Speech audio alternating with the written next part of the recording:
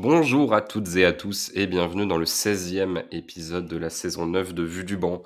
Un lancement un peu gai pour une soirée assez particulière pour le club parisien, le Paris Saint-Germain qui a été éliminé par le Real Madrid après sa défaite 3-1, un but de Mbappé puis des buts de Benzema x3 à la 61e, 76e, 78e.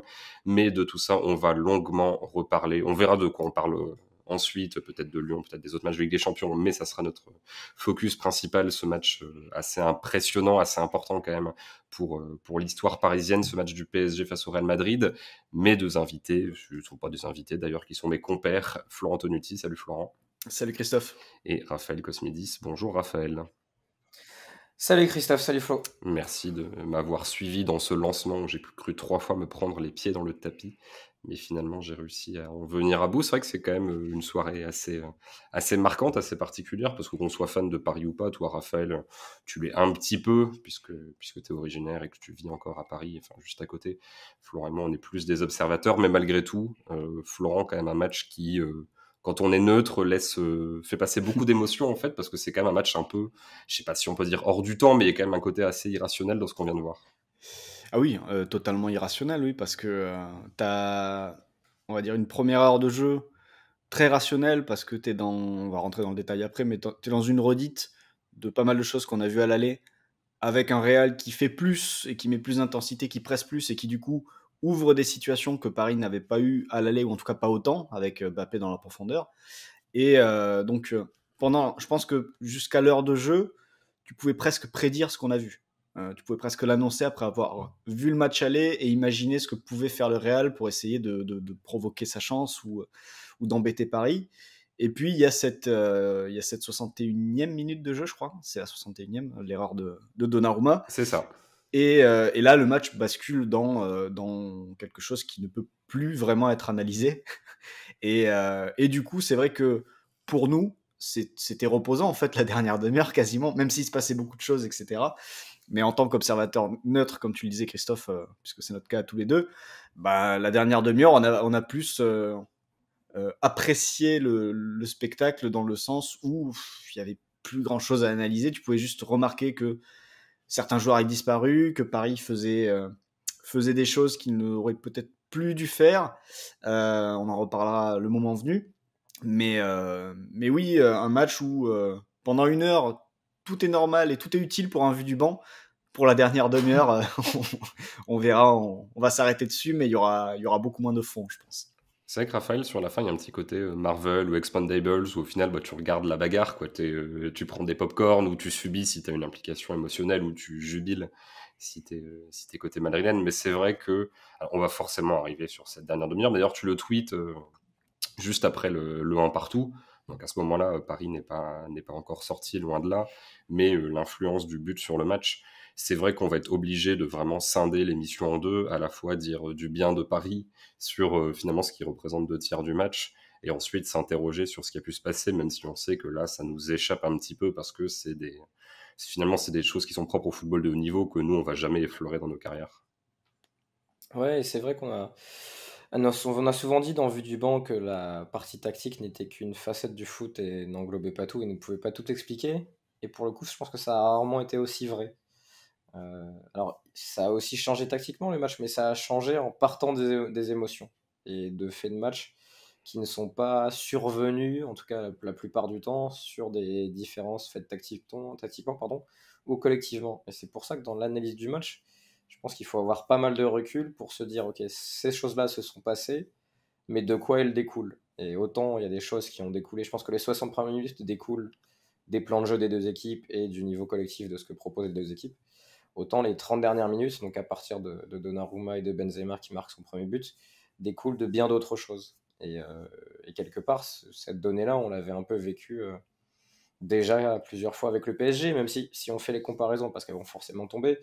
Manchester 2019, il y a quand même beaucoup moins d'occasions pour Manchester dans mon souvenir. C'est-à-dire que ils sont très très efficaces sur les rares occasions qui peuvent leur permettre de faire la remontée. Parce qu'il y a une erreur de Buffon, je crois, sur une frappe de Ouais, Lukaku. ouais, c'est ça. Erreur de Et, Buffon et, et la main de et la Kimpembe. main, ouais, Et c'est vrai qu'il n'y a pas main, grand-chose entre-temps, main il me semble. controversée de Kipembe qui regarde même pas le ballon. Autant là, le temps faible qui vient est un vrai temps faible. C'est pas juste une malchance, il y a deux tirs en face et on prend deux buts. Tu as un énorme temps faible, mais qui vient de choses pas forcément tactiques. Alors le Barça 2017, c'est autre chose. C'est un match que tu n'avais pas du tout maîtrisé, et tu as souffert pendant 90 minutes. Là, tu souffres pendant 25 minutes et ça suffit à te faire couler. Mais je dois dire quand même que la création de Vue du banc coïncide avec l'histoire dramatique du PSG en Coupe d'Europe, hein. On est venu en 2016, et l'été C'est 2016 vrai. pour l'Euro 2016, et c'est la saison où le PSG connaît le 6-1 contre le Barça. Et depuis tous les 2-3 ans, on a des événements assez négatifs. Alors, on a quand même eu le Final 8 où ils sont allés en finale. Ça, c'était positif. Il y a eu la demi l'an dernier. Mais on a quand même, voilà. On est né la saison où les drames européens du PSG sont nés, en tout cas cette version-là, cette version moderne du PSG. Est-ce que tu penses qu'on devra mourir pour que le PSG puisse aller mieux? C'est une bonne question. Écoute, eh ben on verra. On verra bientôt peut-être, Christophe. Je ne sais Mais pas. en tout cas, juste pour, alors c'est pas corriger, mais donner mon sentiment, c'est vrai que tu parlais du 6-1. En gros, le PSG qui a suivi 90 minutes, j'ai quand même le souvenir qu'entre le but de Cavani à la 62e et le but de Neymar à la Oui, 88e, t'es plutôt en maîtrise. certes. Après, par contre, c'est vrai que la Mais, première mais, heure, t'y mais arrives t'as pas pas. Ouais. t'as pas les occasions que t'as eu là, je trouve. Tu vois, Christophe, t'as pas eu au Camp Nou 3, 4, 5 occasions de marquer, dans mon souvenir en tout cas. Le but de Cavani te sort d'un temps faible et après t'as Il une y a, espèce de pause. il y a celle de Di Maria Mais aussi. Il y a Di Maria qui a un truc avec Mascherano qui le tacle là. ouais, mais t'es quand même très souvent dans ton camp, Oui, quoi, oui, non, sur l'ensemble du oui, match. ça bien sûr. Je vais donner les compositions d'équipe, qu'on sache un petit peu de quoi on parle. Côté madrilène, Courtois dans les buts, Carvajal, Militao, Alaba, Nacho en défense, Valverde, Kroos, Modric au milieu, Asensio, Benzema, Vinicius devant. On ne le fait pas toujours, mais je donne les changements. Camavinga remplace Kroos à la 57e, même moment où Rodrigo remplace Asensio, et à la 66e, Lucas Vasquez remplace Carvajal. À chaque fois, c'est du poste pour poste. Côté parisien, on est sur le même système, et d'ailleurs la même approche avec un espèce de 7+3 malgré tout sur certaines phases. Donnarumma dans les buts, Hakimi, Marquinhos, Kimpembe, Nuno Mendes derrière, Danilo, Paredes, Verratti au milieu, Messi, Neymar, Mbappé devant, et les entrées de Gay pour Paredes à la 71e, de Di Maria pour Danilo à la 80e, et de Draxler pour Hakimi à la 88e, le temps de se prendre une ligne droite par je ne sais plus qui, par Vinicius, je crois, ou Vinicius. Par de Rodrigo. Ouais. Vinicius, ouais. Vinicius qui était crampé une minute après et Draxler qui venait de rentrer. Bon, malgré tout, il y a quand même des composantes physiques qui ne peuvent pas être totalement influencées par la fatigue. Florent, on va commencer par le début. Par le début de match, je le disais, un petit côté 7+3 chez les deux équipes, mais il y a quand même une volonté à un moment du Real de presser, et c'est là-dessus qu'on va voir que Paris est quand même capable de bien sortir des ballons sous pression, et que en gros, le Real savait un peu presser, avait la volonté de faire ça, récupérer 2-3 bons ballons sur des mauvaises relance de Marquinhos, mais sinon, il n'y avait pas vraiment de bloc médian, en fait. C'était soit tu pressais, soit tu te repliais. L'entre-deux était quand même pas très bien maîtrisé. Ouais, il était pas très maîtrisé parce que l'entre-deux, généralement, fallait courir très vite vers ton but pour, pour essayer de rattraper une transition et du coup, tu te retrouvais très bas. Mais oui, non, le Real a essayé de presser. Bah, à l'aller, c'était ce qui s'était joué un petit peu, c'était que Paris avait largement dominé son sujet parce que ils avaient réussi à aller chercher le Real plus haut que le Real n'avait réussi ou ne serait-ce que tenté d'aller chercher Paris. Donc là, oui, le Real a essayé d'aller chercher très haut. Je pense que si c'était pas du one-to-one, on n'en était pas très loin sur certaines phases de jeu. Et du coup, ben, on retrouvait un match où la capacité de Paris à sortir des ballons sous pression devenait capitale et où un Verratti dans les premières minutes, dans la première mi-temps, fait une excellente première mi-temps à ce niveau-là. T'as aussi Neymar qui décroche très bas, parfois sans être très efficace. Il perd 2-3 ballons, je crois, dans cette zone-là où il descend très bas. Il se fait agresser par je ne sais pas qui d'ailleurs, un des milieux qui lui sortait dans le dos à ce moment-là. Je crois même que Carvajal est allé le chercher à l'intérieur de temps en temps. Mais voilà, oui, c'était capacité, pour faire simple, capacité de Paris à sortir proprement de ses 30 mètres, de ses 40 mètres, à trouver Messi ou Neymar qui lance ensuite Mbappé dans la profondeur, et Mbappé qui doit prendre le dessus sur les défenseurs ou partir dans le dos. C'est exactement ce qui se passe sur le but. Mais oui, c'était une facette du match où le Real était attendu après être totalement passé à côté de son sujet à l'aller. Ils ont été présents, de mon point de vue. En tout cas, j'ai du mal à imaginer un Real qui aurait pu faire mieux que ce qu'ils ont fait dans ce domaine-là sur les premières minutes. Il faudrait que je revoie le match pour peut-être voir s'il y avait des choses à mieux faire. Mais je pense que Paris... Pas avec les joueurs qu'on démarrait en tout cas, Flo. Oui, non, je parlais oui, avec cette équipe-là, quoi, avec le 11 qu'on a vu. Après, bah, tout simplement, Paris était supérieur. De toute façon, on va le dire, hein, sur la première heure de jeu, Paris est supérieur. Et dans ce domaine-là, bah, tu revois ce qui fait la force du PSG cette année. Dès qu'ils se font presser, c'est que bah, tu as 2 rampes de lancement possibles avec Messi et Neymar, et puis tu as Mbappé qui fait le reste, quoi. Raphaël, alors sans faire des donneurs de leçons, mais est-ce qu'à ce moment-là, l'une des deux équipes peut faire mieux? Est-ce que t'en veux, entre guillemets, à Paris de pas avoir assez insisté sur certaines choses parce que t'aurais pu avoir 2, 3 buts d'avance et plier la chose? Ou au contraire, au Real, de se dire, ouais, bon, genre votre bloc médian aurait pu être meilleur ou autre, ou alors certaines phases de possession, mine de rien, qui étaient quand même assez stériles, où globalement, il y a un moment où t'es rattrapé, comme disait Francisco Filho, la tactique, c'est la technique, était quand même rattrapée par des qualités techniques qui pouvaient être meilleures d'un côté que de l'autre. Ouais, comme il le dit, la tactique, c'est l'émanation de la technique. Non, je trouve que alors le Real avait un bloc bas qui était assez cohérent, qui était assez organisé. C'était plus sur les séquences où Paris arrivait à ressortir proprement face à leur pressing que Paris a réussi à se créer des occasions. Donc là-dessus, tu peux pas franchement en demander plus, surtout avec le milieu Kroos, Modric et l'absence de Casemiro. Valverde était là pour courir, mais c'était quand même assez fragile à l'intérieur du jeu, et on a souvent vu Messi et Neymar s'intercaler assez intelligemment entre les lignes. Et Paris, je trouve, a été déjà très fort sur ses sorties sous pression sur la première heure de jeu.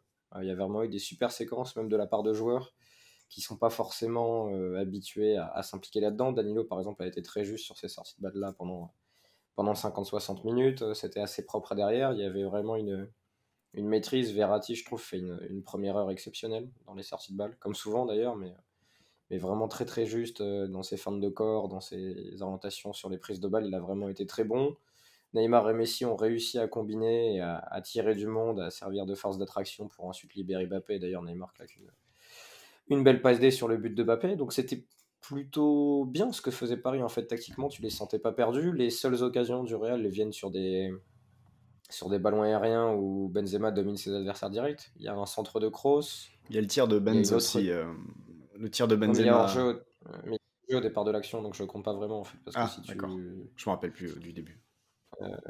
et les Parisiens réclament le hors-jeu, il est donné juste après le tir de Benzema qui est détourné par Donnarumma, c'est celui-là dont tu parles, Flo? Ouais, la frappe Le tir de entrée de Rampant. surface côté gauche, ouais. Ah ouais, mais un énorme hors-jeu au départ dans mon souvenir en fait, et il le siffle après.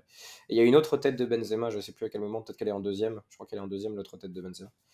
Où il passe derrière Marquinhos et il arrive à claquer sa tête. Donc c'était surtout dans ce domaine-là que le bloc bas de Paris a souffert, parce que c'était... Alors faut le dire quand même, Christophe, c'était un peu un match des années 80, c'est-à-dire que tu avais deux équipes qui défendaient à 7, voire à 8 parfois, quand un attaquant faisait l'effort parce qu'il sentait que son équipe n'arrivait plus à sortir. Et il y avait quand même deux lignes d'attaque qui étaient très peu impliquées défensivement, ce qui rendait le match assez inédit, en tout cas ces dernières années, sur un autre aspect. C'est qu'en fait, les milieux de terrain, donc Verratti, Paredes, Danilo, ou de l'autre côté, Kroos, Modric, Valverde, pouvaient pas vraiment revenir vers l'arrière, parce que les attaquants étaient un peu en marquage préventif sur les défenseurs, puisqu'ils revenaient pas défendre. Et il y a plusieurs séquences où tu as Verratti, Paredes ou Nuno Mendes qui cherchent une solution vers l'arrière, parce qu'ils sont pressés ou il y a un joueur qui est pas loin d'eux. Et en fait, du coup, Vinicius, Benzema et Asensio étaient pas très loin des centraux. Donc au final, tu avais Verratti et Paredes qui redoublaient de passes. Pareil du côté du Real. Et c'était assez curieux de voir ça. Donc sur ce plan-là du match, qui a duré 50-60 minutes, je trouve que Paris l'a beaucoup mieux géré. Et puis après, il y a Donnarumma qui se fait surprendre par Benzema.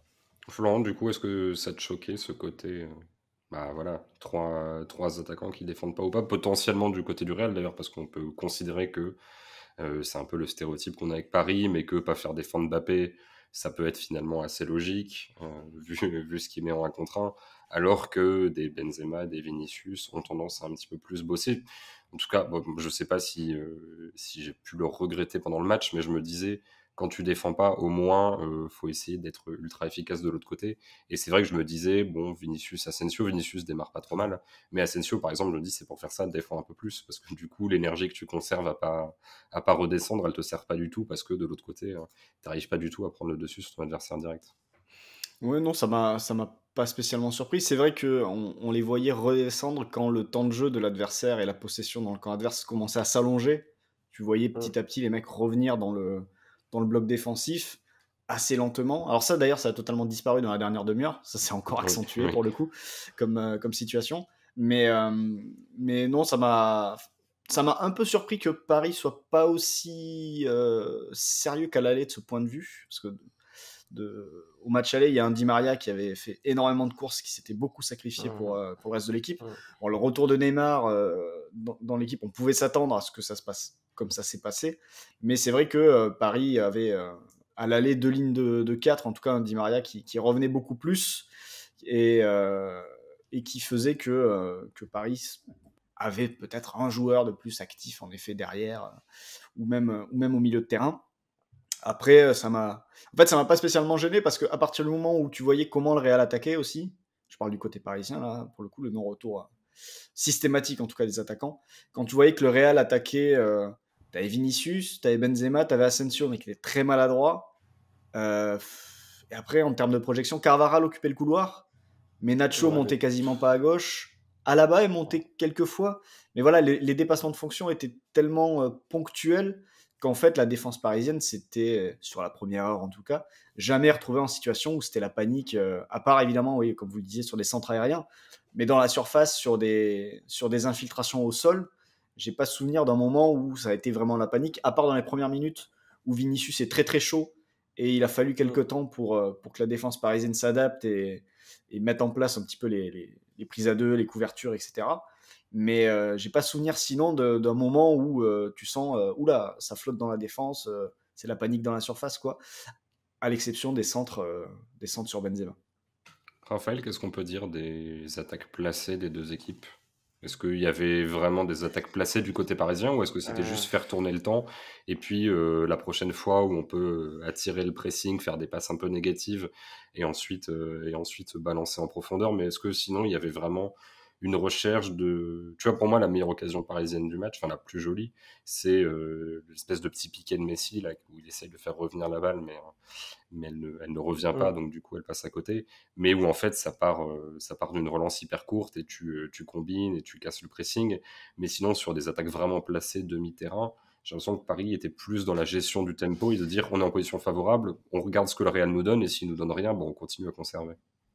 Ouais, c'était un peu ça, c'était un peu de la conservation d'énergie et en même temps de la conservation du ballon. Alors le Real avait deux options quand ils avaient le ballon face au bloc bas parisien. C'était soit Vinicius en 1 contre 1, mais qui a été très bien défendu par Hakimi sur la première heure.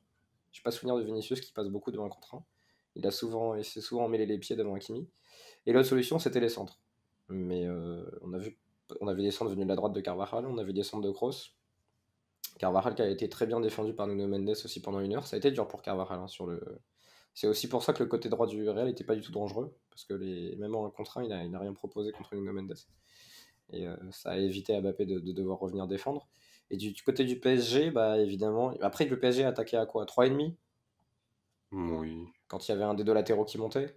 Oui, c'est ça, parce que les trois milieux étaient vraiment en blocage d'une éventuelle suite et en solution pour revenir vers l'arrière, en fait.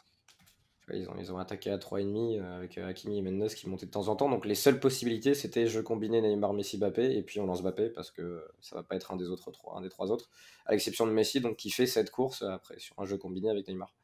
Donc l'attaque placée, c'était plus mince, on n'a pas réussi à attirer l'adversaire en les faisant presser haut, ou on n'a pas réussi à les sanctionner dans la profondeur. Donc maintenant, on va essayer de conserver le ballon jusqu'à ce qu'il y ait un mec qui se déconcentre ou qui vienne nous chercher un petit peu et qu'on les fasse sortir. Ouais, t'as cette Donc, action. placée, c'était surtout ça. T'as cette action où t'as l'appel de Nuno Mendes en profondeur.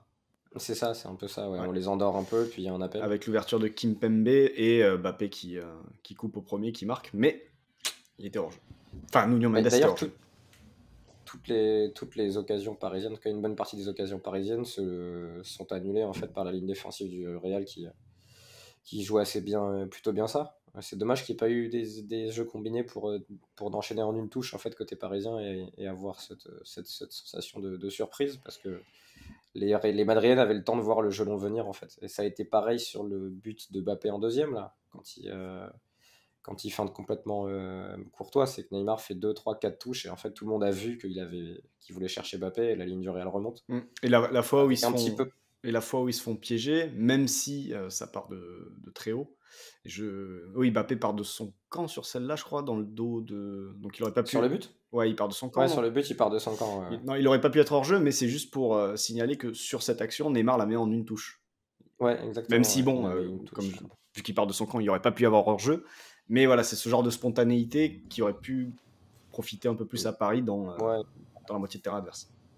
Sachant que s'il la met pas en une touche, alors je pense pas, mais tu peux te dire que Militao, il lui manque, je pense, allez, 15 centimètres pour la Ouais, pour dévier la de la dévier, ouais. tête.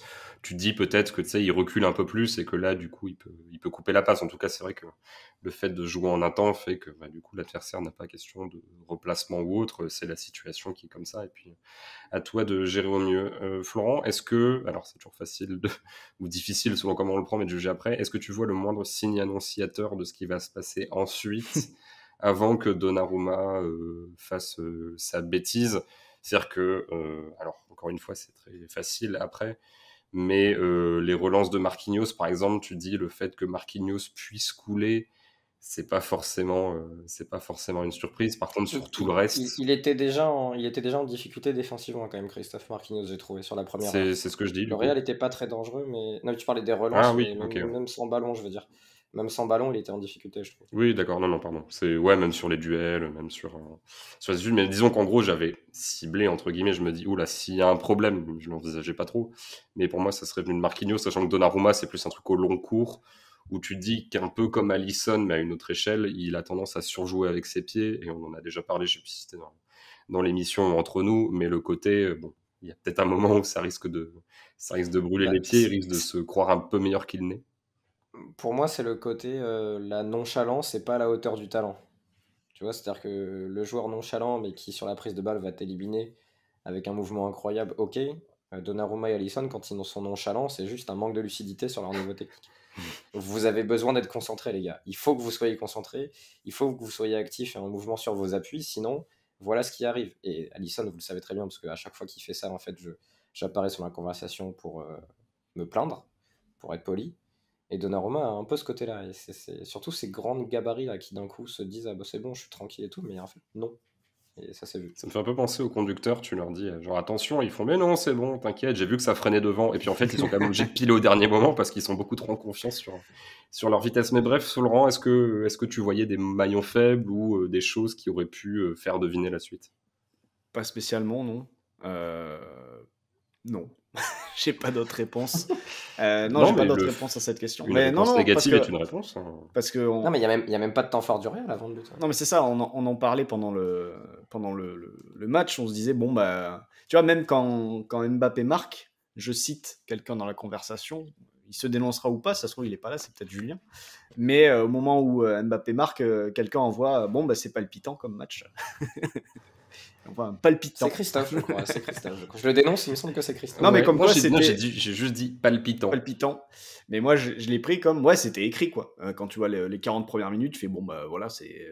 Bah moi, Alors, c'était le Mbappé en profondeur oui, voilà. qui va les tuer. C'était déjà la 2e ou 3e fois, et tu dis bon bah voilà. Et en fait, Ouais. sur le coup, je me dis mais ils vont encore en avoir 4 d'ici la fin du match et il va en mettre 1 ou 2 quoi.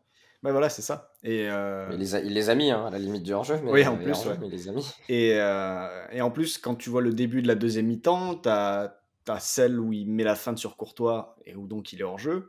Et puis t'as celle juste après où lancé en une touche, là encore par Messi, il arrive à passer devant Militao et Alaba, Ah oui, il se fait reprendre au ouais. dernier moment et il passe devant Militao, il se fait reprendre par Alaba, je crois. Ouais, ça, c'est l'action. ça. Et du coup, tu fais oui, bon bah ça, ils vont en avoir une ou deux autres et puis ça va boucler ce scénario. Et en fait, bah, tu as cette erreur-là, et puis le match bascule dans toute autre chose. Pardon. Raphaël, c'est le moment de la bascule, l'instant X, Donnarumma Non, qui mais fait une après, Léo Jardim. ouais, alors, euh, oui, en fait, le souci, c'est qu'à ce moment-là, si tu veux vraiment obtenir la faute, genre, mets ton corps entre le Benzema et le ballon, vraiment, et limite concède le corner, tu vois. Mais je pense qu'il voulait Mais pas là, obtenir la faute. Je pense qu'il. non, non, non, je pense il dit oh putain, il va vite, il perd le ballon, et d'un coup, il fait comme Jardim. Alors, en plus que Benzema arrive à l'épaule et pas sur sa jambe, donc c'est encore plus difficile de siffler. Et je pense que le côté nonchalant joue aussi, c'est-à-dire qu'on voit clairement que t'étais pas prêt pour l'impact, en fait, donc. Sachant qu'en plus, c'est pas comme Paqueta où, en gros, Jardim était par terre et Paqueta marque en se retournant avec un gardien qui est par terre. Là, alors, c'est pas facile, mais il n'y a pas de but dans la seconde. Il faut encore récupérer, il y a encore le centre pour Benzema. Ouais. Potentiellement, bon, elle est quasiment insortable, mais je veux dire, potentiellement, il a quand même une chance de se rattraper derrière, quoi.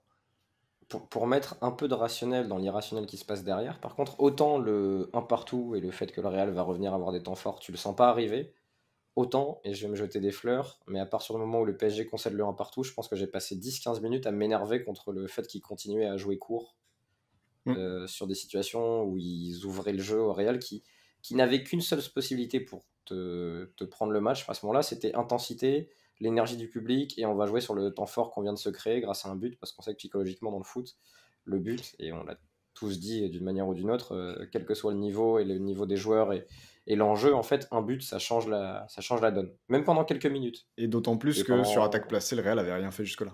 C'est pour Voilà, aller c'est dans ça. Oui, ton c'est sens. ça. Tu leur rends la balle et tu fais bon, allez, on repart sur la physionomie du début et puis on vous regarde. Mais on repart dans votre camp, quoi. On se donne un peu de temps pour respirer. Et puis de toute façon, dans la profondeur, vous n'avez pas non plus, depuis le début du match, réussi à nous mettre en difficulté. Donc ça, et Kimpembe refait quasiment l'action de Donnarumma quelques minutes plus tard, hein. Oui. Il y a une action où il fait une prise de conduite de balle intérieure et il perd quasiment le ballon au point de pénalty. Et à ce moment-là, en fait, alors Flo dira qu'il n'y a pas forcément les joueurs au milieu de terrain pour aller gagner ces ballons-là.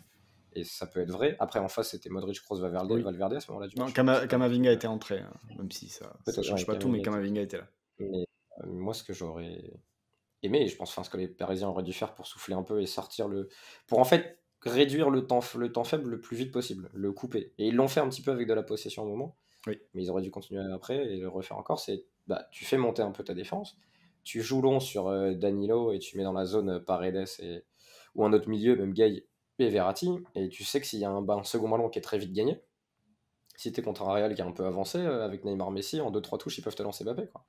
Ou au moins tu perds le ballon un peu plus haut et tu vas embêter le Real. Et finalement, ils ont continué à jouer dans leur camp, à surjouer, à jouer court, à continuer à vouloir faire les mêmes sorties de balle à un partout qu'à un zéro. Mais c'est plus du tout le même match, psychologiquement. Et c'est un vrai problème, enfin, c'est un problème. C'est quelque chose dans le foot qui se vit dans toutes les catégories. Et je l'ai même vécu dans la journée, là, on est mercredi soir quand on enregistre. On allait faire un match amical avec les petits U13 du Red Star. Et à un moment, on est vraiment en difficulté contre un pressing adverse. Ils ont un temps fort, ils n'arrêtent pas de gratter des coups de pied arrêtés. Et mon gardien joue long sans avoir fait monter ses centraux. Et ce qui est marrant, c'est que Donnarumma l'a fait aussi. C'est-à-dire que des joueurs de niveau U13 régionaux et des joueurs de niveau Ligue des Champions ont commis les mêmes erreurs dans deux enjeux de contexte complètement différents. C'est aussi ça qui est intéressant dans le foot, c'est qu'en fait, tu peux t'appeler Marquinhos, Kimpembe, Donnarumma, Messi, Verratti, Neymar, Mbappé et compagnie. Et tu vivras les mêmes problématiques. Et ça, pour le coup, on peut regretter que le PSG n'ait pas réussi à régler ça, mais c'est quelque chose qui se voit et qui se voit à tous les niveaux. On a assez parlé de City ces dernières années, Christophe, notamment contre Liverpool, qui, dès qu'il concédait un but, en fait, en concédait trois. Oui, Et c'est ça a arrivé été un peu contre corrigé Tottenham par aussi. Guardiola depuis, mais c'est arrivé à d'innombrables clubs. Alors le PSG, ça lui arrive beaucoup depuis 5-6 ans. Je crois que c'était à peu près le même genre, le Liverpool-Dortmund dans C3. Ça doit être la première campagne de Klopp, il me semble, où Fields gagne le match en fait. Ah oui, mais complètement, alors que Dortmund met une leçon à Liverpool sur la première période d'ailleurs. Tout ça pour prendre un doublé de Coquet en finale. Je vois que Raphaël est en train de boire à la caméra, du coup je sais qu'il ne peut pas réagir. Malgré tout, Florent, alors notons que l'anecdote de Raphaël aurait été encore meilleure si il nous avait dit que ces U13 n'avaient pas fait l'erreur qui avait été faite par le PSG. Là, du coup, j'ai envie de dire que je peux même trouver des U5 qui font la même erreur, donc c'est un peu moins bien. On n'a pas concédé de but là-dessus. D'accord, mais alors, justement, tu parles des buts concédés. Florent, le 2-2 est concédé sur une transition du Real. Alors transition qui va pas directement au bout tout de suite, parce que Vinicius est en lancé seul vers le but, mais il est repris par Danilo, il temporise un peu, il retrouve Modric qui ensuite, comme c'est un peu post-transition, Paris est quand même pas bien replacé et qui peut trouver Benzema, n'empêche que tu as quand même été troué par Modric, là je suis en train de revoir l'action, qui passe au milieu de 3 joueurs et qui fait 40 mètres avec la balle avant de faire une offrande à Vinicius. Donc malgré tout, c'est-à-dire tu as fait des bêtises, mais celle-là c'est en plus un truc un peu différent de manger une transition à la 75e alors que c'est pas le moment en fait. Et surtout de manger une transition, ça doit être 2-3 minutes après une séquence de possession défensive où tu as la balle pendant 2 minutes et tu te demandes comment le Real va la récupérer. Oui, parce qu'il n'y a aucune intention. Ça me faisait penser à l'Inter la veille, alors qui était à 10, mais qui met son but pour revenir à un but de la qualif, sauf que Liverpool fait circuler et l'Inter n'a aucun mécanisme pour la récupérer en fait. Mais le Real est replacé et puis les Parisiens font circuler. Et en plus, sur cette séquence-là, tu dis, bon bah ça y est, ils ont réussi, ils sont en train de calmer le temps fort, de mettre fin à ce truc-là. Et finalement, ils vont peut-être s'offrir 20 minutes voilà, un peu plus tranquille, où ils vont reprendre un petit peu la main sur le match. Après ces séquences de panique qu'évoquait Raphaël. Et en fait, finalement, bah, t'as en effet cette action où ça part de Modric qui gagne 40 mètres Ouais, et c'est ça. qui a deux joueurs près de lui. Alors je sais qu'il y a Neymar. Bah, en C'est fait, Neymar qui perd le ballon, en ouais, fait. c'est Neymar qui Neymar perd qui le tente une ballon. passe intérieure, qui la perd, donc du coup il est au contact et lui court après. Verratti anticipe la passe intérieure, du coup il se sort de l'action tout seul. Donc voilà, et Et je il y pense a que un deuxième si. joueur à côté. Je pense que J'hésite c'est entre Gay. Nuno. C'est Gay qui C'est court à Gay. côté, ouais. J'hésitais avec Nuno Mendes, Mais qui n'a pas le évidemment. temps d'intervenir parce que la passe elle est faite dans le bon tempo. Ouais. Mais voilà, ça c'est l'instant faute tactique. Normalement, c'est là où il y en a un qui doit avoir la présence d'esprit de tirer le maillot, de faire quelque chose pour arrêter l'action, quitte à prendre son carton. Chose que le Real va très bien faire à 2 reprises par la suite. Une fois sur Mbappé, une fois sur Neymar. Il y en a une, c'est Camavinga qui le fait. Et l'autre, je ne Je me pense que c'est souviens plus. Vasquez. Il me semble que c'est Qui prend Vasquez. carton. Il Ouais. prend peut-être carton dessus. C'est peut-être lui, en effet. Mais voilà, ça aussi, c'est le genre de choses et de fautes où, à ce moment-là du match, dans une telle situation, c'est au plus haut niveau une des premières choses qui peut te venir à l'esprit. Et moi, j'aurais presque envie de dire, avec un peu de cynisme, que c'est faire, c'est faire une erreur que de ne pas faire ce genre de faute à ce moment-là du match, quoi. Voilà. Sachant, Raphaël, que là, je viens de remettre le screenshot au moment de la deuxième passe de Modric, donc celle qui est décisive pour Benzema avec Hakimi qui traîne. Il y a quand même beaucoup de monde. Il y a quand même 6 joueurs parisiens qui sont, qui sont là contre 2 Madrilènes et les 6 sont même plus proches de Benzema puisque Vinicius est seul excentré côté gauche et il y en a aucun qui coupe vraiment la ligne de passe, il y en a aucun qui marque Benzema. Bon, après, si tu vas me dire si Hakimi monte, la question se pose pas puisqu'il y a hors-jeu. Mais en plus, tu as quand même, je veux dire, la transition défensive, elle est quand même plutôt bien gérée finalement, dans la mesure où bah, normalement, tu as quand même une nette supériorité numérique et tu te fais avoir sur ce replacement-là, alors qu'encore une fois, tu es quand même tellement nombreux. Je suis en train de revoir la vidéo en même temps. En plus, Neymar essaye de faire faute à la fin, mais c'est trop tard. Il essaye Oui. de stopper Modric. Mm. Mais c'est trop tard. Mais enfin, il y en a un des deux, là, Neymar ou Gay, qui doit tout simplement être l'attraper par le maillot, prendre son carton jaune et se replacer. Et ça veut pas dire que le PSG se qualifie, mais ça te stoppe complètement. Et en plus, ça lance. Enfin, Modric derrière, il est en feu après cette action. Sur sa fin de match, derrière, Ouais, il est est flèche royal. rouge jusqu'au bout. Hein. Ouais, ouais, et psychologiquement, tu vois tout ce qui change, tu vois. Et après, bon, je pense qu'à partir du 1 partout, les défenseurs parisiens, tous les deux centraux, ont joué beaucoup à l'énergie, beaucoup à l'émotion, encore plus que d'habitude. Et trop, Parce que justement. Kimpembe, il sort sur Modric, là, sur l'action, il sort à fond, comme si Ouais. Modric allait frapper tout de suite, alors que le ballon n'est pas forcément dans une position où il peut enchaîner et frapper. Et il sort, et en fait, il ouvre tellement l'angle de passe entre ses jambes que derrière Modric le glisse. Alors, c'est facile à dire, hein, mais vraiment, doit y avoir. Et ce qui est marrant, c'est qu'en plus, Danilo avait, vous avez vu la vidéo, je pense, avait crié sur Messi à l'aller, parce qu'à un moment, il s'était arrêté quand Vinicius était parti en contre, Mm. et il avait complètement refusé de faire une faute tactique. Et là, Neymar, il veut pas l'attraper par le maillot. Alors, il n'est pas sous le coup d'une suspension en plus, Neymar, il me semble, je sais pas. Mais Neymar et Gay, ils sont là pour faire faute en fait sur cette action. Et enfin, la faute tactique, ça fait partie du foot. Alors, même si je sais que certains entraîneurs aiment pas le dire, mais combien d'extraits de Guardiola on a qui dit à ses joueurs lors du doc Amazon au milieu de terrain, vaut mieux qu'on fasse faute dans le camp adverse, c'est pas grave si on fait faute. Et puis il y a l'exemple de Ramos en finale 2016 contre Carrasco, qui fait une énorme faute à 40 mètres des buts et il prend que jaune en plus. Et, Alors que Carrasco va éliminer tout le monde et va aller jusqu'au but pour mettre un 2-1 à la 90e. et pour reparler faute tactique, celle d'un Madrilène aussi, c'était Super Coupe d'Europe, Super Coupe d'Espagne, je sais plus. C'est Casemiro, non? C'est Non, c'était Valverde. Valverde. Valverde C'était Valverde. Ah qui ont oui, fait une incroyable. contre l'Atlético aussi Qui d'ailleurs. termine avec le Oui. trophée d'homme du match. Et de mémoire, hein, ce qui est quand même un troll incroyable, parce qu'il prend Ouais. rouge, je crois, lui, par contre, sur l'action. Mais Mais il me semble que là, il y avait. Genre, ça te permettait de rester genre à 2-1 ou quelque chose comme ça. Il n'y avait pas de du prolongation. coup, pour vous raconter un peu mes pérégrinations sur les terrains de football d'Île-de-France. Ouh. Samedi dernier, il y avait quart de finale de Coupe de Paris entre Meudon et le Restart en 14. Donc, je suis allé voir parce que c'est les joueurs que j'ai eu pendant 2 ans. Match très serré, il y a un partout, ouais, ou 2-2, je sais plus. Mais en tout cas, c'est 2-2, je crois, jusqu'à la 75-77e, parce que c'est 2 fois 40 à cet âge-là. Et à un moment, donc, un de nos joueurs part en 1 contre 1 devant un défenseur à la 78-79e. Il va entrer dans la surface. Et à ce moment-là, il y a un petit de Meudon, vraiment qui était plus petit que lui, qui en gros le ceinture et le fait tomber par terre. Et il prend rouge, mais il reste 2 minutes. Et le coup franc est pas marqué parce que c'est un coup franc qui est trop près du but, donc c'est encore plus difficile à marquer. Et derrière, tu vas au tir au but parce qu'il n'y a pas de prolongation en 14. Donc là, pour le coup, des U14 de Meudon ont été plus intelligents que les joueurs du PSG. Parce que là, tu dois faire faute. Ça va être Tu dois faire faute Voilà, directe. Et le le running raison. gag de Raph pour cet non épisode. mais en plus le petit après rouge, mais vraiment tout le staff de Meudon, et je me rappelle tous les joueurs de Meudon l'ont félicité, genre ouais merci, bravo, parce que sinon on prenait le 3-2 sur un contre à la 79e Il en s'appelle Coupe de Paris, Marcus encore. Vettari. Non, c'est pas. Je sais pas comment il s'appelle. C'était un beau match en tout cas, mais voilà, c'est vraiment dommage parce que en fait c'est vrai que c'est une erreur, c'est pas très beau de faire faute tactique, mais c'est une erreur à ce niveau-là de compétition et à ce moment-là du match de pas la faire. Et alors bravo à Modric pour son action, mais il doit jamais sortir debout de ses 8-9 touches de balle à ce moment-là. Oui, debout, entendons au sens vraiment. Enfin, debout, avec le ballon, quoi. Oui, c'est ça. Non, mais debout, voilà, au sens littéral de la chose, et pas sortir debout, genre il doit quitter le terrain en civière, Non, oui, comme, c'est ça, non, je fais pas qu'il- comme ça pouvait être genre le trash talk dans les années 80 NBA, tu sortiras pas debout, quoi. Florent, il y a aussi le 3e but. Je sais pas si tu t'en souviens.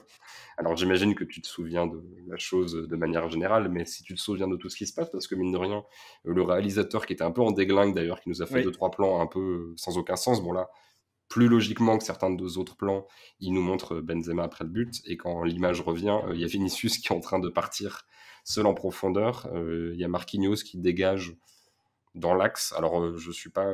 Enfin, les relances dans l'axe, toutes ne se valent pas. Il y a des relances dans l'axe qui peuvent être intelligentes. Celle-là, au sol, face à un adversaire qui est en train de monter, je ne sais pas, et ça termine en but dans la Super seconde. passe D.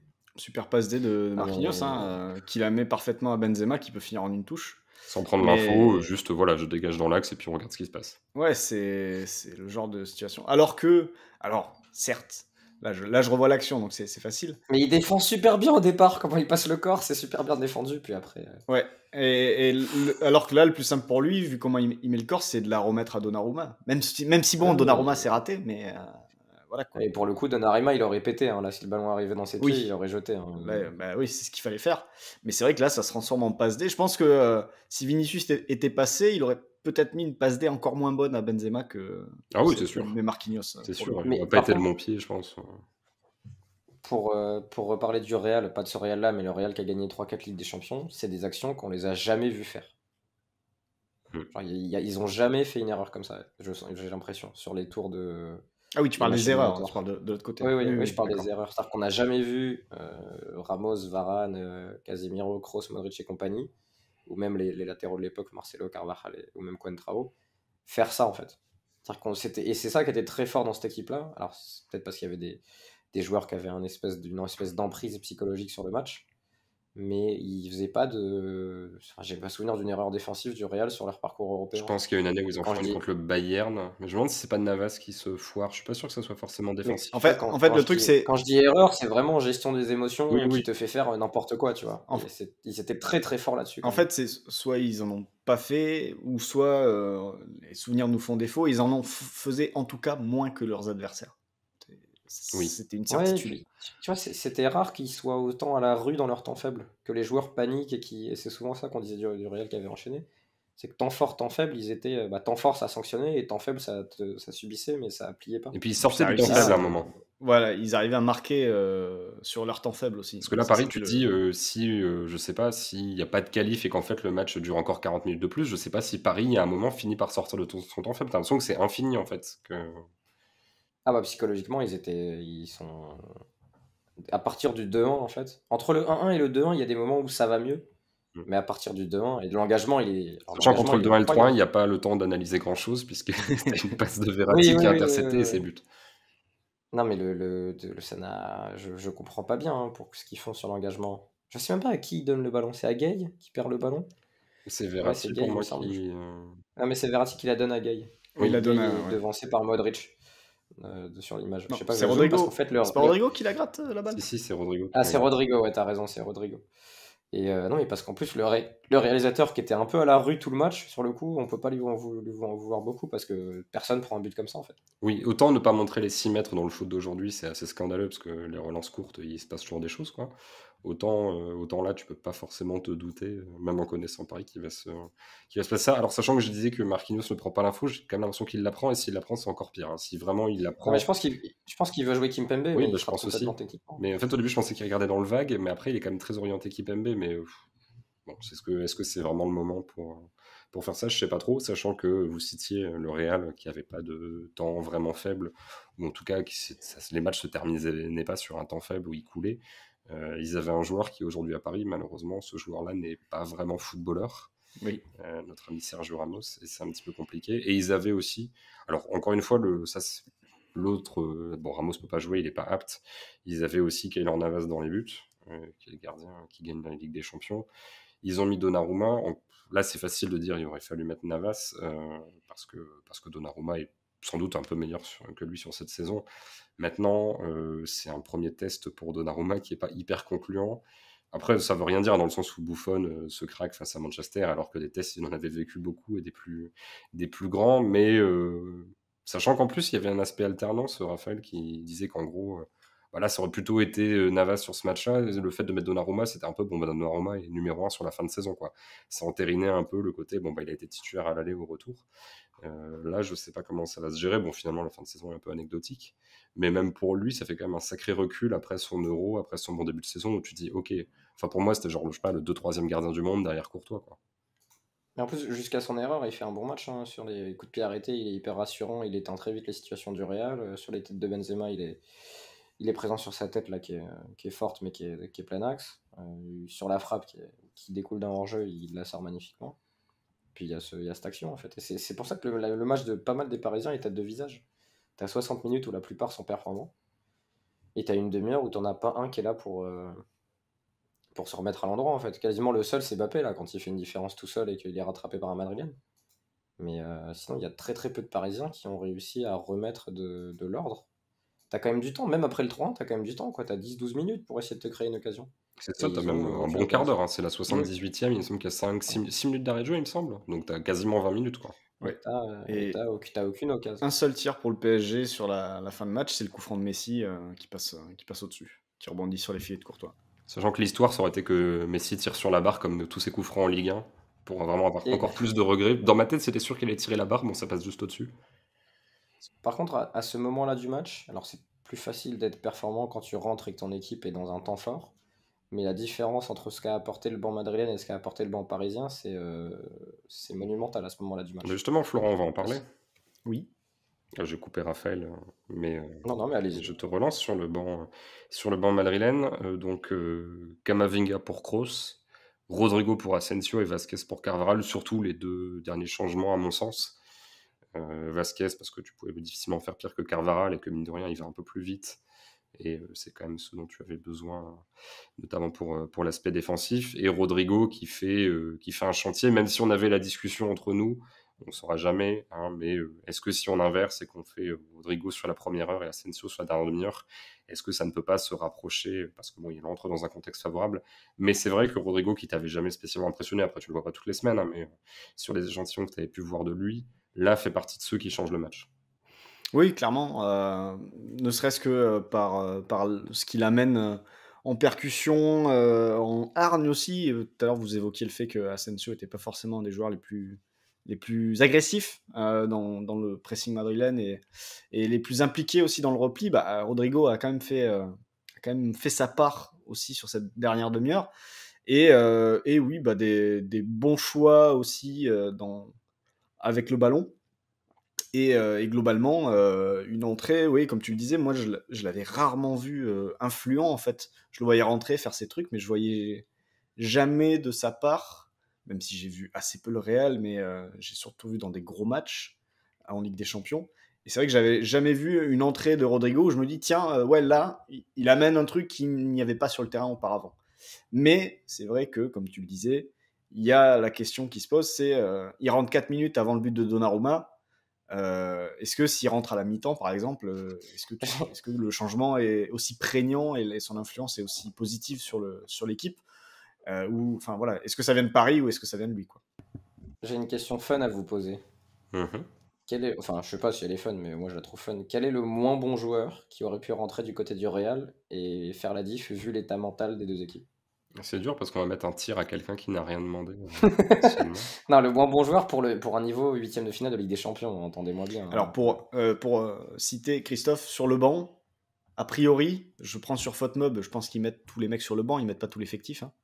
Tu vas me parler de Mario Diaz. Alors, il y a Eden Hazard, Gareth Bale, Non, mais... Luka Jovic, Mariano Diaz, Daniel Ceballos, Isco, Vallejo et Marcelo. Et Lounine, mais je crois que c'est le gardien, ça, remplaçant. Mais là, si tu veux, tu peux citer des joueurs de Ligue 2. Hein. Je parle pas forcément d'un joueur du Real. Après, Isco, je me pose la question parce que je suis pas sûr qu'il gratte le ballon sur le troisième but là, que Rodrigo gagne. Après, peut-être qu'il fait des différences. Bale non plus. Bale non plus. Pour moi, j'aime bien le joueur. Hein. C'est pas pour être méchant, mais je pense que par exemple, Jimmy Cabot rentre à ce moment-là. Je pense qu'il met le feu à Paris. Après, Cabot, maintenant, il est piston, donc faudrait qu'il revienne. Ouais, mais tu vois, tu le mets à la place de Rodrigo, je pense qu'il peut mettre le feu à Paris, même sur ce moment-là du match. Non, mais par contre, un joueur. Est-ce que Draxler peut le faire? Non. Non, bah, Draxler, il met pas le feu, c'est un joueur de glace. Ouais, c'est un Pokémon sable.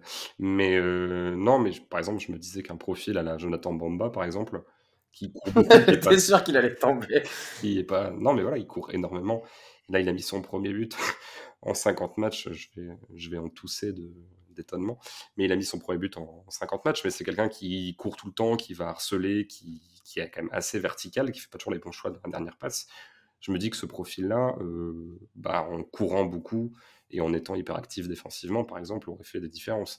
Après, est-ce que il y a différents profils de joueurs, par exemple, c'est pas du tout le même poste, mais si on prend genre ce qui est peut-être le meilleur joueur de Ligue 2, Van Den Bomen, par exemple, n'aurait pas le profil, je pense, pour l'intensité, pour faire la différence dans ce match-là, quoi. Faut prendre en gros des mecs qui courent partout et qui vont essayer toujours de percuter et en gros de mettre en difficulté des adversaires qui ont le ballon qui brûle les pieds, quoi. J'aime bien, j'ai Sada Tube. Ah ouais. Que j'ai fait dans le coup de cœur tactique de la semaine à retrouver sur Twitter. Mais Hervé Basile, oui ou non? Non. J'ai un bon souvenir, je pense, d'Hervé Basile. Mais son but contre le PSG? Ah, c'était peut-être celui-là, alors. Ouais. Je pense que tu as plus de souvenirs que moi, du coup. Bah, dans mon souvenir, il met un coup franc au parc, Hervé Basile, ou une frappe de loin, en tout cas. Et Lenny Nangis, il change le match, Lenny Nangis? Je crois qu'il est en Thaïlande, je l'ai croisé il y a pas longtemps, il me semble qu'il est en Thaïlande ou un truc... Enfin, croisé, en gros, je regarde toutes les feuilles de match de tous les championnats, tous les week-ends. Et je l'ai vu dans un championnat assez improbable, il me semble que c'était là-bas. Tu vois, Flo, moi je pense que sur cette fin de match, tu mets Albert Ellis et je pense qu'il peut mettre le feu à Paris. C'est possible. Je vais même pas dire non, parce que c'est pas impossible. Mais j'ai même envie de dire qu'Albert Ellis peut mettre le feu à Paris ce week-end. Après. Ouais, parlons rapidement de la cote. Il était pas blessé, Albert Ellis? Il revient de blessure là. Il est revenu de blessure la semaine dernière. Donc je pense qu'il sera titulaire. Mais oui, Florent, la cote est passée sur PMU de 22 à 18, je crois. C'est ça, petite réminiscence de notre ancien partenariat, mais on a regardé avant le match la cote de PSG Bordeaux, et donc elle était à 21, c'est ça? 22 juste avant le match. 22, ouais. La cote évidemment de la victoire de Bordeaux à Paris. Et après le match, elle est tombée à 18. Donc voilà l'effet sur les cotes de cette élimination du Paris Saint-Germain. En tout cas, chez les bookers chez les bookies de PM. En tout cas, la fin de saison de Paris va être assez spéciale. Qu'est-ce qu'on peut dire d'autre, messieurs, sur ce match? Il y a quand même des performances individuelles qu'il faut peut-être évoquer, d'autres. Allez. Modric, on en reparle un peu ou pas? Oui, d'ailleurs, c'était pas un débat, mais j'avais fait une phrase sur laquelle tu avais rebondi sur la place de Modric dans les milieux à l'échelle de l'humanité, finalement. Parce que moi, je me posais la question, je me disais, putain, il se rapproche quand même dangereusement de Xavi. Et sachant que je mets pas grand monde au-dessus de Xavi à l'échelle de l'histoire du foot. Du coup, je vous pose la question autrement. C'est-à-dire que le niveau actuel de Modric, qui est son niveau en gros minimum depuis, je sais pas, son arrivée à Tottenham, à peu près. Ouais, peut-être la deuxième année à Tottenham. Du coup, ça fait 10 ans? Plus que ça, même plus, 12 ans, 12-13 ans. Donc il a 13-14 ans de pic de carrière. Quel milieu a eu un pic de carrière plus long? Je crois qu'il signe à Tottenham après l'Euro 2008. Donc, ça fait 14 ans du coup. Ça démarre. Ouais, après, c'est pas dès sa première saison qu'il est. On va dire une douzaine d'années. Mais même une douzaine d'années, je vois pas un milieu récemment qui a eu 12 ans de pic de carrière. Parce que Xavi, ça arrive tard dans sa carrière. Oui. Iniesta, ça arrive un peu plus tard et ça dure moins longtemps. Il faut dire qu'Iniesta et Modric, je crois qu'ils ont qu'un an d'écart, ou quelque chose comme ça, il me semble. Mais enfin, il y a peu d'écart. Modric est beaucoup plus vieux que Fabregas. C'est juste pour l'anecdote. Le milieu qui fait le plus vieux par rapport à ses jambes. Mais Et du coup, enfin, je sais pas, j'ai pas d'exemple de milieu de terrain, surtout de son profil. C'est pas un 6, c'est pas un 10 qui va jouer entre les lignes dans les années 70-80. parce que même quand on J'ai remonte en pas d'exemple. plus, bon après on pourrait se poser des questions sur les Tigana ou autres qui étaient encore hyper forts en fin de carrière avec Marseille. Mm. Mais je veux dire, moi il y a par exemple un joueur que j'adore, alors j'ai vu les matchs qui sont disponibles, hein, c'est-à-dire je sais pas une vingtaine ou autre, mais Neskens par exemple était monstrueux, mais ça n'a pas non plus duré des années. C'est-à-dire, il révolutionne le poste parce que premier box-to-box, il impulse le pressing et tout. Maintenant le pic de carrière, je sais pas, il dure peut-être 7 ans, enfin c'est pas Modric qui est Parce que, encore à 35 ans est monstrueux quoi. parce que tu vois, Kroos, son pic de carrière, il est plus là depuis 2-3 ans, il a que 32 ans par exemple. Ouais. Parce Et, que d'ailleurs, c'est lui qui sort, c'est pas Modric, hein. et on peut poser la même question pour Benzema. Ouais, mais Les avancées sauf qu'en à plus, je pense que 35 ans. Mais si tu prends son niveau actuel, son pic de carrière démarre plus tard. Parce qu'il Oui. n'était pas aussi fort à 25-26 en plus. Ah oui, Donc oui, c'est- bah oui, Il y oui. a même une ou Clairement. 2 années à moitié à Oui. jeter finalement, qu'on a un peu oublié parce que vu de France, voilà. Mais Ses premières au Real. ouais, mais tu vois, même l'année 2017-2018, il met 5 buts en 32 matchs de Liga, tu vois. C'est un Ouais, truc mais que personne n'a ouais. tilté. Et la précédente, il met 11 buts. Alors on va dire oui, Ronaldo et tout. N'empêche que je me souviens d'avoir vu les matchs, il était pas du tout à ce niveau-là, hein. Donc, Non, mais voilà, non, mais c'est quelqu'un qui atteint. Enfin, il a jamais été aussi fort que sur les 3 dernières années, je pense, ou les 2 dernières années, je sais Ah, plus. ouais. Non, en gros, ce qui était Ouais, rigolo, c'est moi, qu'en 2016, il met 24 buts, et puis ensuite, il en met 11 et 5 les 2 années suivantes. En gros, il a quand même ce mini creux, hmm. ensuite, Ouais. avant de se relancer. Si c'est pas Benzema, si c'est un autre joueur, qui n'a pas, du coup, où tu dis, bah, ça va revenir, le mec n'est peut-être plus là, quoi. Il y a peut-être le côté Higuain où tu dis, bon, en fait, non, va voir ailleurs si t'es. Parce que tu vois, quand on avait fait les 120, là, du coup, sur les années 2010, qui prenaient la meilleure partie de la carrière d'Iniesta, la meilleure de Xavi, moins une saison, et puis celle de Modric. On avait mis Modric derrière Xavi, derrière Iniesta, derrière un des deux, je pense, peut-être Derrière les les deux, deux. je pense, hein. Je me rappelle plus, je t'avoue. Mais si tu prends la globalité de la carrière, alors il y a l'impact médiatique, il y a la révolution du Barça, etc. Mais enfin, Modric, ça commence à être un peu n'importe quoi. Tu peux faire le distinguo championnat Ligue des Champions, mais il y a un nombre de performances quand même maintenant sans oublier sa Coupe du Monde 2018, qui, enfin, qui Qui est sort un peu presque nulle une part Coupe aussi, du parce que Monde c'est une Coupe gagnée du à Monde. l'échelle de la Croatie, si tu veux juger les performances individuelles. Dans Ouais, le mais sens où c'était sinon un on peu dira oui, les. l'Espagne a tous les titres que la Croatie n'a pas. Là, tu peux dire c'est Ouais. limite, ça vaut limite en termes de performance accomplie un titre, même s'il passe au tir au but à tous les tours. Ouais, non, mais c'est pour ça, Modric, match énorme. Et puis ça passe D pour Benzema sur le deuxième but. Est Mais exceptionnel. tout le deuxième Toute sa but, hein, deuxième période, de toute façon. Oui, oui, non, tout le deuxième but est exceptionnel. Mais enfin, pour moi, il doit pas sortir de son rond central, en fait. Donc, Oui. enfin, l'action doit être coupée avant. Donc, ça, c'est très bien. Rappelons Il qu'il ne a doit plus cavalé être sur. debout selon toi. Non, mais il a cavalé sur 20 mètres. Mais tout joueur normal, à ce moment-là, du match, doit faire faute et l'attraper. Et bon, après, Benzema, je pense que bon, il n'y a pas grand-chose de plus intelligent à dire que juste c'est Benzema. Enfin, comme l'a dit Flo, il a jamais été aussi fort. Et côté parisien, je sais pas. J'ai bien aimé moi Nuno Mendes jusqu'à l'entrée de Rodrigo, par exemple. Ouais. Ouais, non, c'est N'était-ce pas dû à l'adversaire? une question que je me Non, mais je pose. sais pas, je les ai trouvés assez justes. Et Kimpembe, Marquinhos, qui sont encore, mais comme souvent, qui sont, je trouve, en difficulté dès que les émotions sont pas de leur côté. Et c'est quand même un thème difficile à travailler aussi, mais qui revient de manière assez régulière, je trouve, chez le PSG. Et puis des huitièmes ou des quarts de finale de Ligue des Champions, on n'a pas toutes les semaines, donc du coup, à chaque fois, t'as un an pour voir si finalement t'as tiré les leçons de ce qui s'est passé l'année précédente, mais c'est pas comme si chaque semaine tu pouvais, je sais pas, comme des Coupes du Monde de ski, où bah, chaque semaine ça se remet en jeu, etc. Et c'est à peu près toujours le même niveau d'intensité, d'enjeu, etc. Là, il y a un truc, bon, bah, visiblement, ils n'étaient pas prêts, on verra dans un an. Et dans un an, près huitième de finale retour, on aura exactement les mêmes discussions de savoir. Je sens que c'est pas toujours fluide, hein, parce que Donnarumma est énorme sur un euro, où tu peux estimer qu'il y a beaucoup plus d'enjeux qu'un quart ou un huitième de finale de Ligue des Champions, mais c'est vrai que c'est particulier, quoi. Christophe, j'ai une question à 1 milliard de dollars pour Flo, je peux lui poser C'est ou une pas? question fun ou pas? Je sais pas, mais elle coûte cher. Si Flo sait y répondre, je pense qu'il a de l'avenir dans un poste important dans le football. Bah, T'es vas-y, prêt, hein. Flo, ou pas? Ouais, vas-y, essaye toujours. C'est quoi le projet de jeu du PSG la saison prochaine? Euh, Il était pas convaincu par ta question, et la saison Non. prochaine l'a beaucoup fait rire, et ça l'intéresse, là, du coup. Bah, le problème, par rapport à qui va, avec quoi tu vas te retrouver en fait? C'est ça ta question? Bah, oui, la question pose aussi celle-là. Mmh mh. Bah, c'est la question que tout le monde va se poser dans les prochaines semaines, je pense. Parce que, mais de toute façon, même depuis le début de la saison, en fait, tu sais que Paris est parti sur, la dernière année avec Mbappé en ne le laissant pas partir. Mais c'est vrai que l'année prochaine, tu sais que dans ton 11, par rapport à l'équipe actuelle, devant, tu auras Messi, tu auras Neymar, et puis puis on verra ce qu'il y aura en plus, en fonction du recrutement qu'ils vont faire. Mais je pense que, en fait, sans le départ de l'un ou de l'autre, qui n'arrivera pas, je vois pas comment tu peux avoir quelque chose de plus cohérent que cette année et un coach qui doit plus essayer de faire match après match que de pouvoir réussir à construire, pardon, quelque chose de. Je vois pas comment Paris peut progresser collectivement dans son projet de jeu en gardant Messi et Neymar l'année prochaine. Est-ce que... J'ai une question fun pour Christophe, pour toi maintenant. Vas-y, ça sera pas aussi fun que la réflexion que je me faisais, mais vas-y. Ah, Ah, pardon. vas-y, Non, fais-la, non, non, non, fais-la, vas-y, fais-la. vas-y. Non. Non, j'étais en train de me demander, non, est-ce qu'il y a un enfin- entraîneur qui serait assez fou pour mettre genre Neymar en 6 et Messi en faux 9, mais genre, tu vois, chaque semaine, Neymar, le mec, il se fout devant la défense, ou il fait comme Kroos, là, qui joue limite en mode latéral Real gauche et qui Boudbouz. envoie juste des transversales en Ah, la profondeur et boudbouze, des ouais. passes. À la Ouais, boudbouze, en fait. Boudbouz avec Claude Puel. Bah ouais. Non, mais enfin, c'est une question Ouais, enfin, mais c'est cool. qui est folle, mais qui finalement a sa part de rationalité. Hein. Si le mec n'arrive plus trop à courir, dans l'absolu, la qualité de passe, elle est quand même supérieure à Mais- tout. Bah, il serait plus pertinent en 6 que sur un côté. Bah ouais.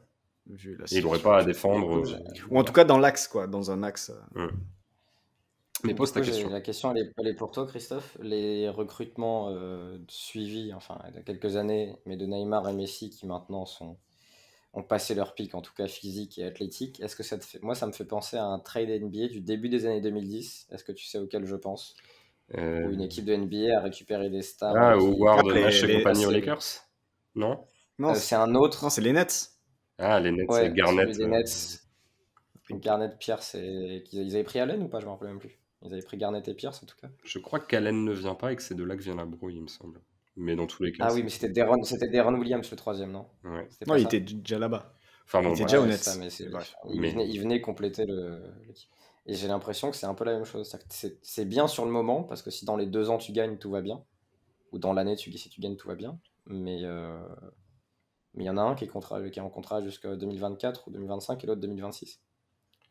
Et moi, ça me fait penser à un truc, c'est le sujet de l'équipe Explore que j'ai fait sur la vitesse. où il y a, Oui, c'est vrai, ça. où il y a 2 jours a été publié, alors c'est en abonnement, mais je le dis puisque j'ai fait un engagement exceptionnel de genre 2 retweets et que tout le monde s'en tape, alors après il faut être abonné à l'équipe premium, mais où j'ai fait 16 000 signes, donc assez long, sur les débuts de Messi, Neymar, Verratti, etc. Et la version que tu as aujourd'hui et la géométrie en gros du PSG, le fait que tes latéraux soient assez bas, que tu puisses pas forcément facilement créer de l'espace, et de manière générale le fait que Paris avait tout pour être une équipe rapide, sauf que t'aurais été une équipe hyper rapide si t'étais en 2017, et que là finalement Paris est assez lent, sorti de Mbappé, parce que tes 2 autres sprinters sont latéraux, et tu joues dans un système où tes latéraux montent peu. Mais voilà, on a vu un petit peu ce côté lent. Mine de rien, alors tout le monde va en parler, donc ça sert à rien de faire une demi-heure là-dessus, Florent. D'ailleurs, tout le monde en parle tellement qu'on avait quasiment rien dit sur Mbappé à l'aller, et que là, on n'a pas Oui. dit grand-chose sur lui au retour. Maintenant, je pense que Paris vient définitivement de perdre Mbappé, et que c'est pas une prestation comme ça où il va dire « Ah, il y a encore une chance de négocier ». C'est-à-dire que là, il va pas se dire « Bon, le Real, c'est un club mythique, mais un peu nulos ». Là, tu vas dire « Bon, même si je pense que le Real va se faire défoncer au tour suivant s'il y a un bon adversaire, parce que je pense que cette équipe est vraiment très médiocre. Mais ça va, quand il voit ça et qu'il voit son niveau à lui, où je pense qu'en ce moment il n'y a personne au-dessus de lui, a priori, Ouais. dans le monde du foot, je pense qu'il peut se dire à moi tout seul, plus qu'il y a des gens en place, on peut gagner la Ligue des Champions. Quoi. Bon, après, il y a la question Vinicius qui joue au même poste. Hein, mais, bon, Bah, voilà, c'est ce que j'allais dire. C'est bon, il joue Mbappé s'il signe au Real. C'est vrai que Après, s'il il jouait passe à devant droite, ça serait Vinicius, plus hein. simple. À droite, la question, la c'est question se plutôt, poserait pas. Mais Non, mais la question, c'est plutôt où joue Vinicius. Hein. oui, bien sûr. Mais ça sera peut-être à droite. Mais c'est vrai ça que t'as Benzema nécessitera qui est un attaquant qui dézone à gauche, t'as Vinicius qui joue à Ouais. gauche, et là t'as Faudrait vraiment, il leur faudra un Cailleron à droite en fait, Ouais. juste pour mettre des têtes au deuxième poteau. Ça jouera peut-être complètement différemment avec. Oui, non, il y a des chances, bien avec- sûr. Il y a des chances. Avec 2 mecs derrière un neuf, avec 2 gars derrière un neuf, ou alors en losange et bye bye Vinicius. Enfin, je sais Mais pas. ça Mais sera après, intéressant à voir. Ça sera intéressant à observer ce qui peut se passer sur Non. quand Mbappé va arriver et qu'est-ce qu'ils vont faire, qu'est-ce qu'ils vont mettre en place autour de lui, en imaginant que t'aies au moins une base avec ce 4-4-2, peut-être avec Benzema et lui, quoi. Même si on En tout cas, Eden Hazard ne jouera plus. Oui, là, ça paraît compliqué, en effet. À noter que Eden Hazard a 31 ans. Il est né en 1991. Comme quoi, l'âge civil et l'âge dans les jambes, ça se suit pas toujours. Est-ce que vous avez un dernier mot à rajouter? Et notez quand même que Vinicius, avec Benzema et Courtois, c'est les 3 joueurs qui vont offrir le titre au Real. Tout le reste étant assez oubliable malgré tout à l'échelle de la saison, mais que les 3 sont assez monstrueux. Est-ce que vous avez quelque chose à rajouter ou est-ce qu'on dit un petit mot de l'autre match français du jour? Non, rebondir sur ce que disait Christophe sur le fait que le Real était assez médiocre. On a dit tout à l'heure que c'était un match des années 80. Le souci, c'est qu'on est en 2022. C'est vrai. Et je pense que s'il tombe contre City, ou la bonne version de Liverpool, ou la bonne version du Bayern, rien qu'en termes d'intensité et de volume physique. Alors déjà, je pense que, à mon avis, Kroos, Modric, je suis pas sûr que les deux démarrent contre une équipe comme ça. Valverde a pas Parce été que, inintéressant pour un petit peu compenser ouais, tout tu ça vois. sur le match, Mais du coup, d'ailleurs. si t'as Casemiro et Valverde euh, pour courir, tu peux pas avoir les deux autres. Donc, je suis curieux de voir comment Ancelotti va gérer ça. Tu peux mettre Et Valverde tout à en disant. droite. Oui, tu peux mettre Valverde à Tu l'as droite. Mais souvent bon, fait, oui, c'est jamais été Ouais. du grand football, mais ça a mais son ça intérêt court. Ouais. d'équilibre. Quoi. En sachant par exemple que je pense que l'Inter est une meilleure équipe que le Real. Ah oui, L'Inter qui est sorti. On n'a pas parlé de la double confrontation Liverpool-Inter, mais l'Inter a fait vraiment 2 très bons matchs. Ils ont eu du mal à se créer des occasions, des vraies occasions, mais dans les sorties balles et l'organisation collective, c'est pas la même compétition. Là, le Real, le PSG s'est sabordé, mais le Real n'était pas non plus incroyable. Il y a des joueurs incroyables, mais collectivement, c'était assez léger par rapport au reste du plateau, sachant qu'on n'a pas encore parlé, mais des matchs qui viendront. Il y a notamment Chelsea, l'Ajax qui peuvent être, je trouve, je pense, mieux organisés aussi que le Real et plus dynamiques. mais je pense sincèrement, alors peut-être que j'exagère, et puis Courtois, Benzema, c'est les deux surfaces, ça peut faire d'énormes différences. Je pense sincèrement que s'il y a un Real Liverpool, il y a 2-0, 2-0, quoi. Ou 2-0, 3-1, mais pour moi, il n'y a aucun. C'est pas le même sport, en fait. Je sous-estime peut-être ce Real, mais à partir du moment où les mecs sont incapables de. Enfin, tout le match aller, ils le passent devant leur but, ils font un tiers du match quasiment. Et enfin voilà, Mbappé a je sais pas combien de buts refusés pour hors-jeu sur d'autres confrontations. Ton bloc médian récupère pas les ballons. Alors on leur enlève rien. Et puis de toute façon, on a quand même bien chanté leur louange depuis quelques minutes maintenant sur leur dernière demi-heure. Maintenant, le fond du problème, ça reste que surtout le match normal, avant que ça parte sur du momentum, sur de la dynamique. Le Real n'existait pas face à un Paris qui lui-même était loin d'être parfait. Donc c'est vrai que j'ai quand même envie d'avoir ce retour à la normale, comme on a vu le retour à la normale du Barça qui avait pris 3-0 face à la Juve au tour suivant après avoir fait le 6-1 contre Paris. Petite dernière chose, je cite un tweet de Adrien Grenier qui dit: selon la Cadena Copé, pardon, Nasser Al-Khelaifi et Leonardo se seraient rendus au vestiaire des arbitres pour se plaindre de la fin de match et de l'action de Benzema sur Donnarumma. Il y aurait eu des coups et la police a été appelée. Voilà. Voilà. Sachant que Nasser, il était déjà au tribunal avant-hier. C'est son barreau d'honneur, en fait. Ouais, que la réquisition n'était pas hyper cool pour lui. Donc, Vous avez vu que Cristiano Ronaldo pourrait jouer aux États-Unis? bah, ouais. Sur le papier, oui. Dans les faits, je pense qu'il y a un petit obstacle en fait.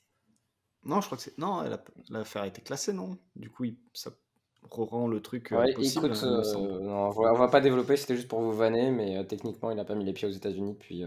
Bref. Oui, quelques années. Voilà. Ouais, ça arrivait à d'autres personnes. Hein. C'est-à-dire, tu peux tourner un film et ne pas pouvoir aller aux États-Unis ou des choses comme ça.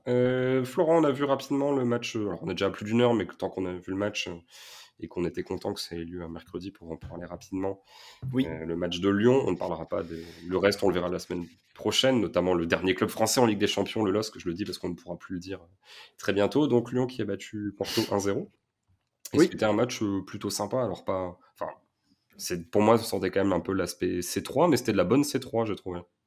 Ouais, c'était de la bonne C3 avec deux équipes avec de la qualité, comme dirait Luis Fernandez.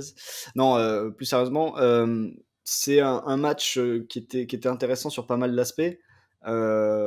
Déjà, le jeu côté Porto et le choix quand même de Conceição en début de partie de jouer en 5-4-1 contrairement aux commentateurs d'RMC qui ont vu un 4-4-2 pendant tout le match. Voilà, c'était pas du tout un 4-4-2, c'était un 5-4-1 qui visait sans doute à fermer l'axe aux Lyonnais et à laisser volontairement le ballon dans les pieds des joueurs de couloir à Lyon, sauf que Lyon avait une solution notamment pour progresser côté droit, où on trouvait Dubois et ensuite Dubois pouvait trouver Fèvre et tu pouvais rentrer dans le camp adverse. Mais en fait, c'était un match assez équilibré des deux côtés, c'est-à-dire que Porto avait quand même pas mal de qualité technique au milieu, entre Vitinha, Otavio, et je sais plus lequel était qui jouait un cran plus haut, mais que j'avais trouvé très bon aussi. Mais dans les petits espaces pour combiner, etc., c'est vraiment une très très bonne équipe. Non, Uribe jouait plus bas justement, c'est lui qui descendait dans la ligne de 5. Aquino. Je ne sais plus. En gros, il y avait Otavio, Vitinha, Uribe, Aquino, Evan Nilsson, Taremi. Je t'avoue que je l'écoutais. Ça doit être Aquino alors. Ça doit être Aquino. C'est que d'une oreille, le fait que tu égrènes, j'étais déjà perdu sur autre chose. Vas-y, reprends. Mais toujours est-il qu'il y a eu des occasions des deux côtés. Lyon aurait pu ouvrir le score par Toko Ekambi. Porto a eu pas mal de tirs de loin qui ont forcé Lopez à des arrêts, notamment sur un lob de Vitinha en tout début de partie. Et la bascule en deuxième mi-temps, il y a cette blessure de Pep, alors dès la première minute, mais il sort à la mi-temps avec le choc, suite au choc avec Paqueta. Et Porto finalement passe à 4 derrière en deuxième mi-temps, et ça a un petit peu ouvert le match côté lyonnais, et ça a permis notamment à Toko Ekambi, qui était un petit peu pris dans la ligne de 5 défensive de Porto, d'exister un peu plus, et c'est sur une de ses actions où il prend le dessus sur son vis-à-vis sur la prise de balle au milieu de terrain, et puis ensuite il va gagner son duel avec Mbemba qui est un petit peu nonchalant après avoir pourtant remporté le premier duel. Il la repère et finalement ça finit sur le but de Paqueta. Et après, par contre, c'est vrai que tu te dis 1-0, il y a une bonne opération qui est faite pour les Lyonnais, mais en fait, sur les dernières minutes, on voit le 4-4-2 de Porto, et en fait, on voit que si Lyon ne presse pas, Porto trouve très facilement des situations où ils lancent en profondeur leurs attaquants, et leurs attaquants se retrouvent avec des 1 contre 1 à jouer face à la défense lyonnaise. Et c'est vrai que les dernières minutes sont un petit peu difficiles pour les Lyonnais. Et je me dis qu'en vue du match retour, alors ça risque de donner un match très ouvert, parce que du coup Lyon aura aussi des opportunités dans l'autre sens. Mais je me dis que si Porto démarre en 4-4-2, il risque d'y avoir un sacré match et un sacré taf quand même pour la défense lyonnaise pour tenir cet avantage et garder le score. Mais ouais, match très plaisant, et je pense, par rapport à ce que je viens de dire, que le retour sera tout aussi intéressant. Et à noter, ça m'y fait penser, que c'est vrai qu'on l'avait pas mentionné dans le dernier épisode sur le 11 potentiel hors PSG des meilleurs joueurs, mais un Loukeba par exemple aurait pu avoir sa place en défense centrale, et encore ce soir tu te rends compte qu'il y aura peut-être un moment où il va atteindre le plafond, mais c'est lui qui... Alors logiquement, potentiellement, parce que son binôme Mendes n'est pas un défenseur, donc c'est peut-être un peu logique qu'il tienne la défense, mais en tout cas, match qui confirme des qualités qui... j'ai l'impression intrinsèquement sont peut-être même supérieures à celles d'Umtiti si tu prends vraiment tout le package, en tout cas au même âge, à voir le développement. Mendes aussi a été très bon, faut le signaler derrière, et Cacré aussi au milieu. Enfin, Cacré et Ndombele ont aussi fait leur match, Cacré notamment qui termine à 12 tacles tentés, enfin encore un volume, il a beaucoup ratissé. Encore un volume hallucinant. Dès les premières minutes, je crois qu'il doit ratisser 3-4 ballons sur une séquence positive de Lyon qui est dans le camp adverse. Donc gros match de sa part, Ndombele aussi. Fèvre, on l'a vu en première, et c'était aussi dû à ce que je disais tout à l'heure par rapport à l'organisation de Porto, et Lyon qui avait ce couloir droit pour progresser, donc il a touché beaucoup de ballons, mais pas tant de réussite que ça quand même dans ses tentatives. Je crois qu'il termine à 2 dribbles réussis sur 7 ou 8 sur l'ensemble du match. Paqueta un peu alternatif, Toko aussi, Dembélé aussi. Lyon un peu plombé quand même par ses problèmes à la finition pendant une partie du match. C'est pour ça qu'ils peuvent aussi espérer avoir d'autres occasions au retour. Mais non, c'était équilibré. Ils ont un avantage, mais il est clairement pas définitif de mon point de vue, quoi. Allez, juste avant de dire, Raphaël, encore 2 ou 3 mots sur Inter, tant qu'à faire, on n'est pas à 3 minutes près, il n'y a plus une séquence Paris. On faisait 1h20 d'habitude, on va pousser encore un tout petit peu. Moi, je vais juste dire un petit mot de l'autre match. Bon, City-Lisbonne, on l'a pas regardé, ça a fait 0-0. Guardiola a changé de gardien à l'heure de jeu pour faire entrer Carson, qui n'avait pas joué un match de Ligue des Champions depuis 16 ans, donc ça vous situe un petit peu l'enjeu du match, après le 5-0 de l'aller. Mais moi, j'ai du coup vu le Bayern qui met 7-1 à Salzbourg. Euh, en fait, juste pour dire qu'on a vu finalement un peu le mauvais côté du losange qui presse, de l'intensité de Salzbourg, etc. C'est-à-dire que tu es un peu dans un peu un ping-pong permanent, si possible. Sauf que là, Salzbourg n'a pas mis ses occasions. Et le losange, quand t'as pas la balle et que l'adversaire arrive à sortir du pressing, c'est quand même assez compliqué parce que derrière, tu as beaucoup de zones à couvrir. Et puis, le différentiel de niveau qui est quand même assez colossal. Mais n'empêche que pour éviter d'être un peu pris dans la tenaille du losange, alors dans tous les cas, Nagelsmann aime bien être à 3 derrière, mais du coup, le losange qui se cale bien sur les relances où tu as 2 centraux et un 6, parce que du coup, les 2 centraux sont suivis par les attaquants, le 6 par le numéro 10 adverse, etc. Là, du coup, c'était un 3-2-4-1, comme au match aller, avec Pavard, Sule et Hernandez en défense centrale, Kimmich, Musiala. Déjà, en plus, le double pivot, t'as Musiala qui est quand même un mec assez offensif. Et sinon, tes pistons, c'est Coman et Gnabry, Müller, Sané dans l'axe et Lewandowski en pointe. C'est hyper risqué, mais une fois que tu arrives à sauter le pressing adverse, en fait, il y a quand même un petit côté. En gros, le Guardiola qui jouait certains matchs de Ligue des Champions avec le Bayern, notamment face à la Roma, où pareil, ils font que attaquer. Donc, du coup, la question d'avoir que des offensifs, limite, se pose pas. Et honnêtement, match assez sympa qui. Alors ça m'a rendu un peu triste pour Salzbourg de voir cette équipe exploser comme ça, mais c'est pas la première fois, et qui confirme que les matchs du Bayern avec Nagelsmann vont, je pense, rester fun jusqu'au bout, parce que comme Flick, il va toujours prendre le parti de faire péter l'adversaire par l'offensive et pas par la défensive. Et donc s'il y a un Bayern Dortmund, Bayern Liverpool, par exemple, ou des matchs comme ça de très haut niveau, ou un Bayern Ajax, je pense qu'on peut beaucoup s'amuser. Raphaël, juste comme ça, dire un petit mot, parce que c'était peut-être le match le plus équilibré sur les matchs de très haut niveau, finalement, le match entre l'Inter et Liverpool sur l'aller-retour. C'est-à-dire que c'était vraiment tactique, mais de la bonne tactique, quoi. Ouais, non, mais l'Inter était. Après, l'Inter d'Inzaghi a repris pas mal des choses de Conte, notamment dans les sorties de balles, où on retrouve pas exactement les mêmes circuits, mais on retrouve cette volonté d'attirer le pressing adverse pour ensuite avoir de la profondeur à attaquer. Le souci de l'Inter, c'est que quand tu attaques la profondeur avec Lautaro et Alexis Sanchez contre Van Dijk, Matip, bah, c'est pas simple. Il y a même, je sais pas si vous avez vu l'image, il y a un ballon un peu long à un moment d'un joueur de l'Inter pour Lautaro dans la Et profondeur. il y va pas, ouais. Et Lautaro voit Van Dijk arriver et il baisse les bras, genre bon bah ok, bon, enfin, ça sert à rien quoi. C'est comme si tu me demandes d'aller dunker. Moi, je vais dire mais non. Enfin, regarde le panier, regarde-moi. Ce n'est pas possible. Et du coup, c'était un peu frustrant pour l'Inter parce que collectivement, je pense qu'ils font 2 matchs plus réussis que Liverpool. Euh, mais ils ont beaucoup de mal à transformer cette qualité de circulation de balle et ces sorties de balle en occasion. Et d'ailleurs, sur l'ensemble de la confrontation, il me semble que Liverpool est devant XG, mais assez largement, plus qu'ils ne le devraient vu ce qu'ils ont fait collectivement. Mais non, l'Inter, j'ai vraiment bien aimé. Après, il leur manque un peu de qualité à l'intérieur du jeu pour être plus créatif, même si Vidal Brozovic et Çalhanoğlu ont été bons, mais ça manque un petit peu de joueurs capables de porter le ballon et d'aller faire des différences, pourquoi pas balle au pied. Et Alexis Lautaro devant ont beaucoup couru. Lautaro a marqué un but magnifique avec Van Dijk qui a un recul frein mais qui est trop loin de Martinez, donc il ouvre un angle de frappe. Mais par contre, voilà, il n'y a pas de menace dans la profondeur.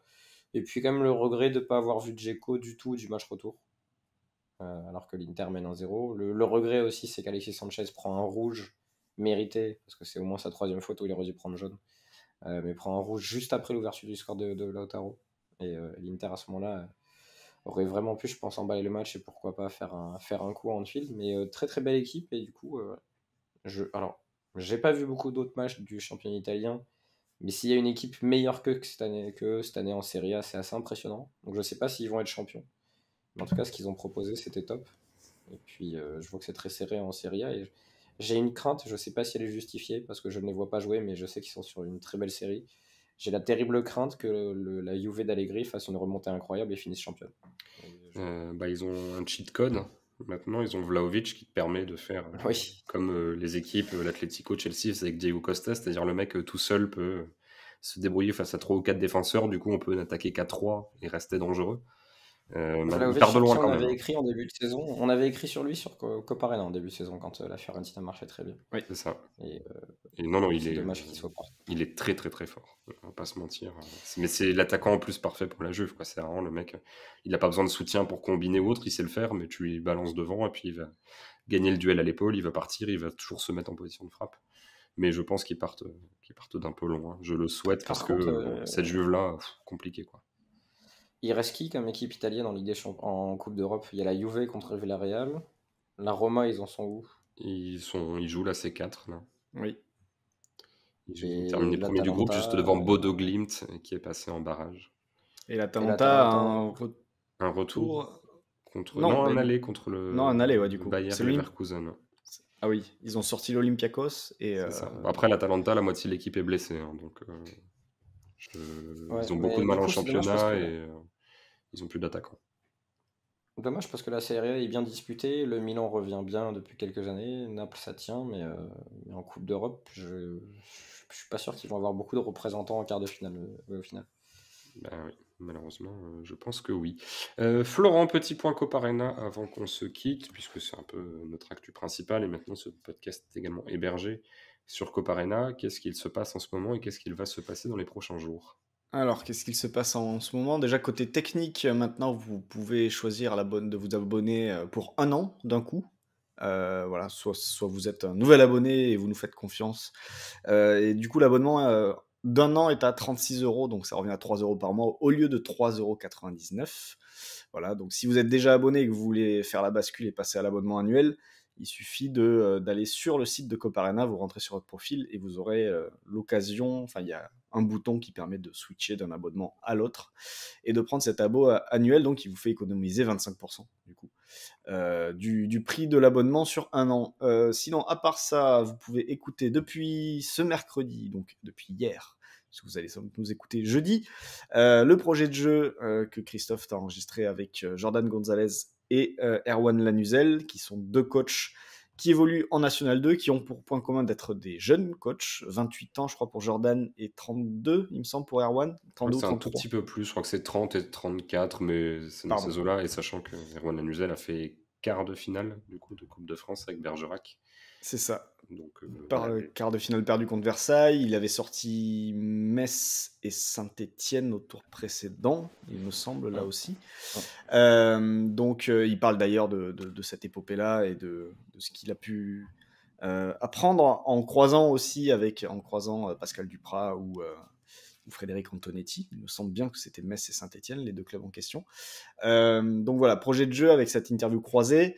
Il y a des analyses évidemment qui vont tomber assez rapidement de PSG Real, enfin de ce Real PSG, même si bon, il n'y a pas 200 000 choses à analyser, mais il y aura un papier qui va sortir.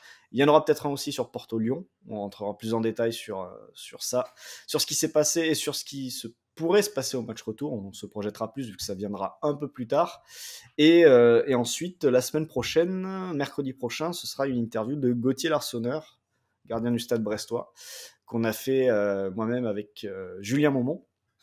Donc, une interview très intéressante où on parle de pas mal de choses sur le poste de gardien de but et notamment l'aspect jeu au pied. Et c'est même Gauthier qui est directement allé sur le sujet de Pau Lopez avec l'OM. Donc voilà, interview intéressante qui dure à peu près un peu moins d'1 heure. C'est le même format que celle avec Adrien Thomasson, que vous pouvez aussi aller écouter si vous ne l'avez pas fait déjà. Vraiment beaucoup de belles choses, beaucoup d'entretiens, des analyses. Bientôt une saga historique qu'on est en train de terminer d'enregistrer. Qui sortira pendant la trêve. Qui sortira pendant la trêve, voilà, sur nos amis bordelais, finalistes de la C3 à l'époque, en 1996. Merci, messieurs, de m'avoir accompagné sur cet épisode riche, après un match riche en émotions. Et on se retrouve la semaine prochaine. Florent, on a fixé la date, post-Lille, post-jeudi, on ne sait pas encore. Ça sera soit post-Lille s'il y a exploit, sinon post-jeudi, en effet, peut-être après pour faire un bilan global et évoquer nos équipes engagées en Ligue Europa, notamment. Ça marche. Merci Florent, merci Raphaël. On se retrouve la semaine prochaine.